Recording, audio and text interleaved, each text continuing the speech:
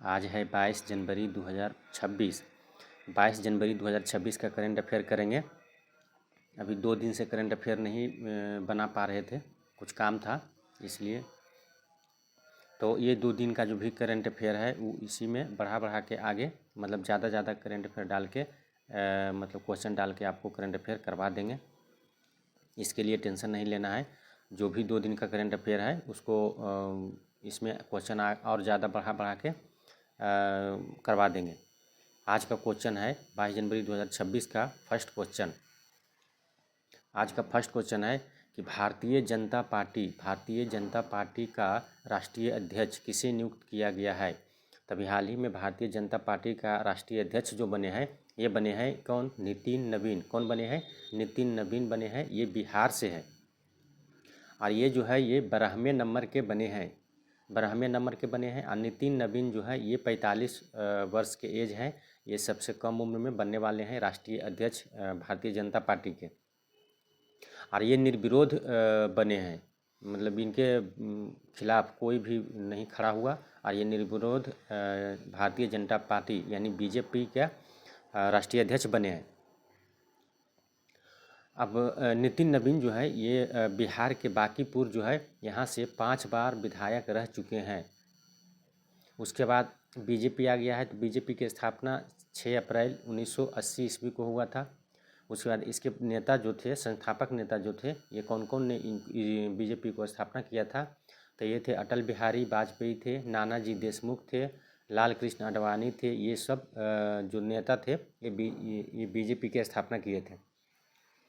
अगला है ये बीजेपी के हेडक्वार्टर जो है ये कहाँ है? तो नई दिल्ली में है और इसका चुनाव चिन्ह है जो कमल का फूल है। बीजेपी का चुनाव चिन्ह क्या है? कमल का फूल। स्थापना याद रखिएगा 1980 को। अगला क्वेश्चन है आज का क्वेश्चन नंबर 2। आज का क्वेश्चन नंबर 2 है कि गैंगस्टरों के नेटवर्क को ध्वस्त करने के लिए ऑपरेशन प्रहार किस राज्य ने शुरू किया है? ऑपरेशन प्रहार याद रखिएगा। ये जो ऑपरेशन प्रहार है इसको अभी हाल ही में पंजाब सरकार ने शुरू किया है। किसने शुरू किया है? तो पंजाब सरकार ने, पंजाब की पुलिस जो है इसने शुरू किया है। और पंजाब में जो भी गैंगस्टर हैं उसके गैंगस्टर के नेटवर्क जो भी है उसको सब समाप्त करने का निर्णय लिया है। और वहाँ पे जो भी गैंगस्टर के नेटवर्क है उसको ध्वस्त करेगा। और वहाँ पे सबसे ज़्यादा पंजाब में अभी जो चल रहा है नारकोटिक, मतलब नशा वाला चीज़ ज़्यादा वहाँ बढ़ावा मिल रहा है। और जो भी गैंगस्टर ये लोग हैं ये सब क्या करते हैं, इसको बहुत बढ़ावा देते हैं। और इसी के चलते जो पंजाब का पुलिस है इसने गैंगस्टरों को नेटवर्क को ध्वस्त करने के लिए ऑपरेशन प्रहार शुरू किया है। मुख्यमंत्री तीर्थ यात्रा योजना जो है ये कौन सा राज्य शुरू किया है? तो ये पंजाब ने शुरू किया है, मुख्यमंत्री तीर्थ यात्रा योजना। अगला है प्रोजेक्ट हिफाजत। प्रोजेक्ट हिफाजत जो है ये भी पंजाब सरकार ने शुरू किया है। ये पंजाब से कुछ क्वेश्चन था रिलेटेड VVI वाला। अगला क्वेश्चन है क्वेश्चन नंबर 3। आज का क्वेश्चन नंबर 3 है कि खेलो इंडिया शीतकालीन गेम्स जो है, खेलो इंडिया शीतकालीन गेम्स 2026 का शुरुआत जो है ये कहाँ हुआ है? तो खेलो इंडिया गेम्स 2026 का शुरुआत जो है ये जो है कहाँ पे किया गया है? तो ये जो है ये लेह लद्दाख में किया गया है। कहाँ किया गया है? लेह लद्दाख में। और 2025 में जो हुआ था खेलो इंडिया शीतकालीन गेम्स ये भी हुआ था लेह लद्दाख में हुआ था।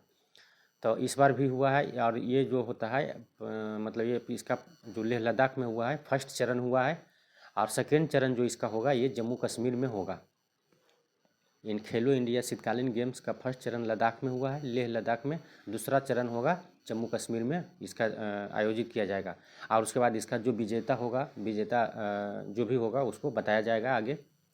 इसका आयोजक जो है युवा मामले और खेल मंत्रालय के मंत्री इसका जो है आयोजन किए हैं। तो ये है मनसुख मंडाविया। इनका नाम क्या है? मनसुख मंडाविया, याद रखिएगा। उसके बाद में आगे है खेलो इंडिया यूथ गेम्स 2025। तो खेलो इंडिया यूथ गेम्स 2025 जो है इसका आयोजन बिहार में किया गया था। बिहार के 5 शहर में किया गया था। इसका विजेता जो था ये महाराष्ट्र था। विजेता कौन था? महाराष्ट्र विजेता था। इसका। और उसके बाद में ये जो है खेलो इंडिया यूनिवर्सिटी गेम्स 2025 जो हुआ है ये जयपुर राजस्थान में हुआ है और इसका विजेता था चंडीगढ़ यूनिवर्सिटी। उसके बाद में अगला है खेलो इंडिया विंटर गेम्स 2025 जो हुआ है ये लेह में हुआ है और विजेता इसका था भारतीय सेना। उसके बाद अगला जो है अगला क्वेश्चन है कि खेलो इंडिया बीच गेम्स 2025, खेलो इंडिया बीच गेम्स 2025 और 26 दोनों हुआ है घोघला बीच द्वीप में हुआ है, लेकिन 2026 वाला में जो विजेता है ये कर्नाटक जीता है। कौन जीता है? तो खेलो इंडिया बीच गेम्स 2026 अभी जनवरी में हुआ है, ये घोघला द्वीप में घोघला बीच द्वीप में हुआ है और ये कर्नाटक इसमें जीता है। अगला है खेलो इंडिया पैरा गेम्स 2025, तो ये जो है नई दिल्ली में आयोजित हुआ था, इसका विजेता था हरियाणा।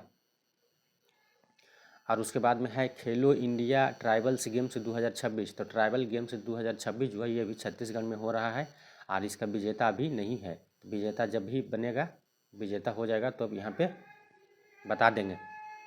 अगला है अति विशिष्ट रेल सेवा पुरस्कार से किसे सम्मानित किया गया है?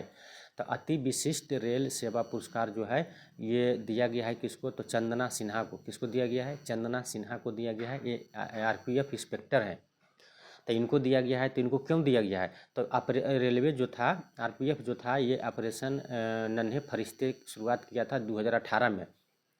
और इसमें क्या होता था, ऑपरेशन नन्हे फरिश्ते के तहत क्या होता था कि जो भी खोए हुए बच्चा जो है, जो बच्चा भुला गया है या फिर खोया हुआ है, तो उसको खोजना है और खोज कर उसको सही जगह पहुंचाना है, जिसके अपने माता पिता के पास पहुंचाना है। तो इस जो ऑपरेशन नन्हे फरिश्ते है, इसके तहत जो है चंदना सिन्हा ने, ये जो आरपीएफ के इंस्पेक्टर है चंदना सिन्हा, इन्होंने लगभग 150 से अधिक बच्चों को बचाया है। इसके तहत अपने माता पिता खोए हुए बच्चों को क्या किया? अपने माता पिता तक पहुंचाया है और इसीलिए इनको अति विशिष्ट रेल सेवा पुरस्कार जो है ये दिया गया है, याद रखिएगा।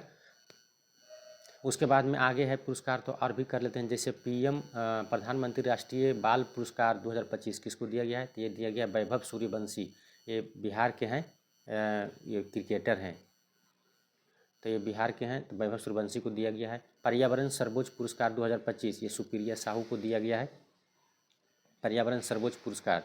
उसके बाद अगला है time magazine person of the year 2025 जो है ये एआई आर्किटेक्ट्स को दिया गया है। अगला है time magazine CEO of the year 2025, ये किसको मिला है? तो ये नीलमोहन को मिला है और ये यूट्यूब के सीईओ भी है नीलमोहन। अगला है global humanitarian award 2025, global humanitarian award 2025 जो ये अनंत अंबानी को दिया गया है। अगला क्वेश्चन है आज का क्वेश्चन नंबर 5 है कि हाल ही में साइना नेहवाल संन्यास की घोषणा किया है, तो यह किस खेल से संबंधित है? तो साइना नेहवाल जो है अभी हाल ही में संन्यास लेने की घोषणा किया है और ये बैडमिंटन खिलाड़ी हैं। कौन खिलाड़ी हैं? ये बैडमिंटन खिलाड़ी हैं साइना नेहवाल, और ये इन्होंने अभी हाल ही में संन्यास की घोषणा किया है। और साइना नेहवाल जो है, इनका जन्म जो हुआ था ये हरियाणा में हुआ था, इसलिए ये क्या है? हरियाणा के रहने वाली थी। तो याद रखिएगा साइना नेहवाल का संबंध कहाँ से था? तो हरियाणा से था। बैडमिंटन खेलती थी, इन्होंने अभी हाल ही में संन्यास की घोषणा किया है। उसके बाद में अगला क्वेश्चन है क्वेश्चन नंबर 6।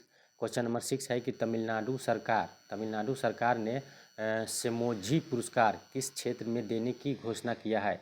तो तमिलनाडु सरकार जो है अभी हाल ही में पुरस्कार की घोषणा किया है, सेमोजी पुरस्कार। सेमोजी पुरस्कार जो है यह किस क्षेत्र में दिया जाएगा? तो ये है जो ये साहित्य में दिया जाएगा। किस में दिया जाएगा? साहित्य के क्षेत्र में दिया जाएगा। और इसको अभी हाल ही में घोषणा किया है कि अब हम सेमोजी पुरस्कार देंगे। और सेमोजी पुरस्कार जो है ये जो स्टार्ट किया है, इसके तहत जो है ये 5 लाख रुपया की नगद राशि मतलब दिया जाएगा इसमें। आगे है तमिलनाडु से और भी क्वेश्चन करते हैं इम्पोर्टेंट, जैसे थायू मनावर योजना जो है ये किस राज्य ने शुरू किया है? तो तमिलनाडु ने शुरू किया है। अगला है राजीव युवा विकास योजना, ये भी किसने शुरू किया है? तो तमिलनाडु सरकार ने शुरू किया है, याद रखिएगा, ये सभी इम्पोर्टेंट है। अगला है चौथी अंतर्राष्ट्रीय पतंग उत्सव 2025 जो है कहाँ मनाया गया है? तो ये तमिलनाडु में मनाया गया है। और अगला है कुंभकोनम पान का पत्ता को जीआई टैग मिला है, तो कुंभकोनम पान का पत्ता जो है ये कहाँ के है? तमिलनाडु के है। इसको अभी हाल ही में क्या मिला था? 2025 में जीआई टैग मिला था। ये सब याद रखिएगा, तमिलनाडु से क्वेश्चन था। अगला है आज का क्वेश्चन नंबर 7। क्वेश्चन नंबर 7 है कि IMF इंटरनेशनल मॉनेटरी फंड इसको बोलते हैं, तो IMF के अनुसार भारत का विकास दर 2026-27 में कितना रहने का अनुमान लगाया है? तो भारत का विकास दर जो है ये 2026-27 में ये बताया है कि 6.4% रहेगा। कितना रहेगा? 6.4% रहने का अनुमान लगाया है। किसने? IMF ने। जबकि 2025 में ये जो बताया था कि 7.3% रहेगा, और अभी जो है 2026-27 में घटाकर 6.4% कर दिया है। तो वही बोला है कि 2026-27 में जो भारत का GDP है ये घटेगा, और 2025 में था 7.3% बताया था। IMF जो है इसकी स्थापना 1944 में ब्रेटन वुड्स सम्मेलन में हुआ था, द्वितीय विश्व युद्ध के बाद, और इसका हेडक्वार्टर है वाशिंगटन DC USA में है। इसमें सदस्य देश जो है ये 191 है, 191 इसका सदस्य देश है। अगला क्वेश्चन है आज का क्वेश्चन नंबर 8 कि SBI state bank of India की रिपोर्ट के अनुसार भारत कब तक उच्च मध्यम आय वाला देश बनेगा? तो याद रखिएगा कि भारत जो है ये कब तक उच्च मध्यम आय वाला देश बनेगा, तो ये 2030 तक बनेगा। ये रिपोर्ट जो है ये किसने जारी किया है? तो SBI ने जारी किया है, स्टेट बैंक ऑफ इंडिया जारी किया है। अब उच्च आय और मध्यम आय और निम्न मध्यम आय ये सब क्या होता है, तो इसके बारे में जानकारी करना है कि जैसे निम्न आय जो होता है इसका जो होता है ये $1135 से जो कम आय वाले जो होते हैं ना, इसको हम बोलते हैं निम्न आय वाले देश। जो जिस देश की जो है इतना से कम डॉलर आय रहेगा उसको हम बोलते हैं निम्न आय वाला देश, यानी निम्न आय वाला बोलते हैं। उसके बाद में निम्न मध्यम आय वाला क्या होता है, तो इसमें जो होता है $1136 से ज़्यादा, $1136 से ज़्यादा और $4465 से कम जिसका होगा मतलब आय, उसको हम बोलते हैं निम्न मध्यम आय वाले बोलते हैं।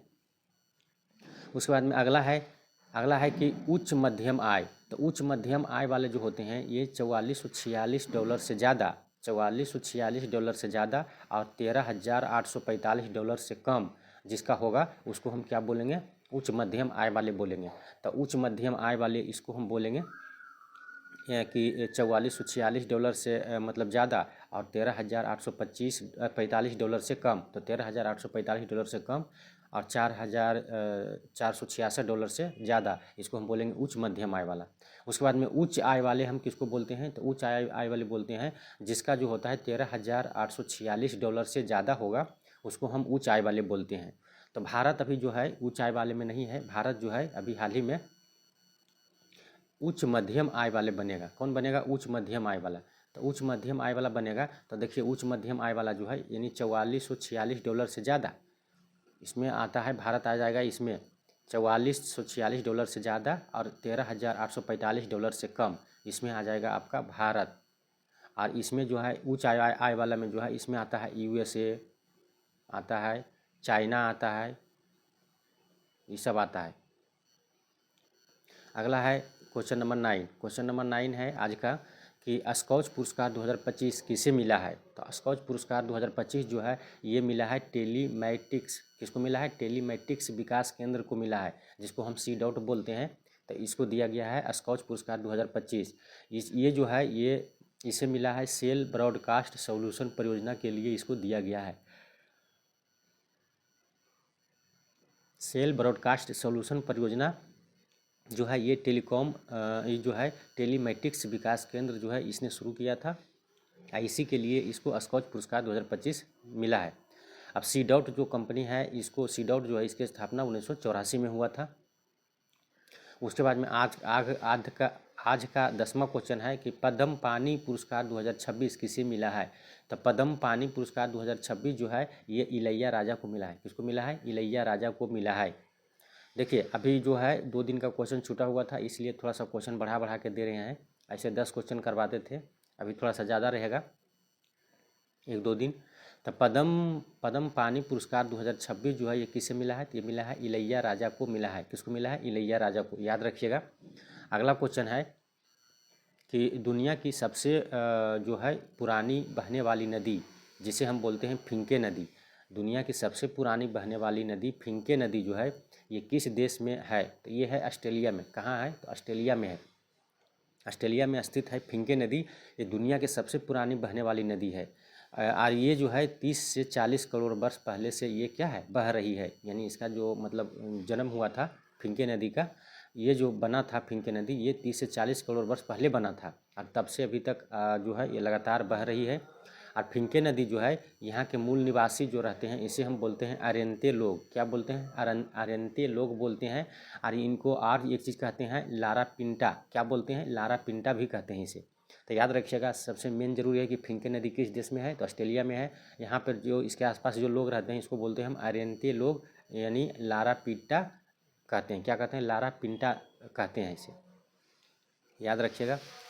उसके बाद में आज का है, लास्ट क्वेश्चन है आज का कि कॉन्सेप्सियन क्या है? कॉन्सेप्सियन क्षेत्र। कॉन्सेप्सियन क्षेत्र जो है, ये क्षेत्र के जंगल में, मतलब कॉन्सेप्सियन क्षेत्र के जंगल में अभी हाल ही में आग लग गया है। तो यहाँ पे जो आग लगा है, यह कहाँ स्थित है? कॉन्सेप्सियन क्षेत्र। तो ये जो है, ये दक्षिण चिली में है। कहाँ है? तो दक्षिण चिली में है। ये साउथ अमेरिका में आता है। तो यहाँ पे जो है कहाँ आता है? साउथ अमेरिका में आता है। तो इसमें जो आता है, तो ये जो है कॉन्सेप्सियन क्षेत्र जो है, ये यहाँ पे एक जंगल है, जंगल में आग लगा है और ये दक्षिण चिली में पड़ता है। ठीक है, तो आज का करंट अफेयर समाप्त हुआ।